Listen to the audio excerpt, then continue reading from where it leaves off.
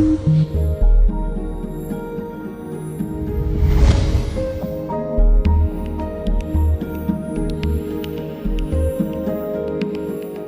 everybody, welcome to Navigating for Success, making a success out of your life. I'm Moss Jackson, this is Becky Scott, my colleague. And we're your Navigator for Success coaches.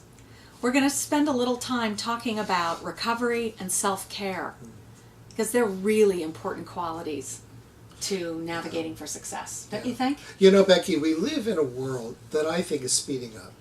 I think people have less time. It's exhausting. We're living longer, but it seems that people say to me often, where'd the time go? And you know, even when I'm at the beach or on my vacation, I still get my phone calls. When I come back home, I have 1,000 or 300 emails or text messages. So it seems like we're being bombarded by information radiology, Right. you know, radioactivity. So in a way, we don't have a lot of time to think about taking time for myself. So how do we do that? Do you have a you story know, you can share with us? Yeah, a number of years ago there was a study done of high performers. I want to tell you a story about Tracy Austin.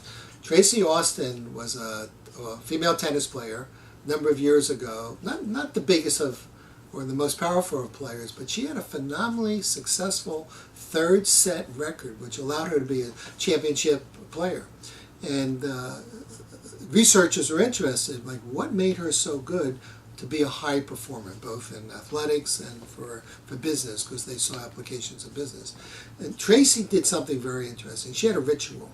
After every point, whether or not she won or lost, she turned her back on the net immediately. It looked like she was no longer worrying or thinking about the point.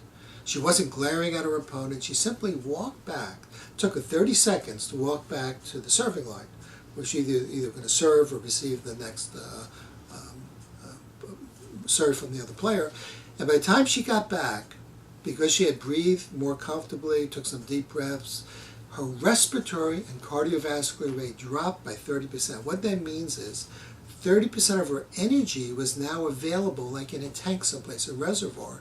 So by the third set, even when it was really hot, 90 degrees, 90% humidity, she had 30% more energy available to play the game. And that's what drove her to get the result that she wanted. She had a ritual of taking the time, even in the middle of high intensity play, to capture some relaxation, to do some deep breathing, and allow her body to recover.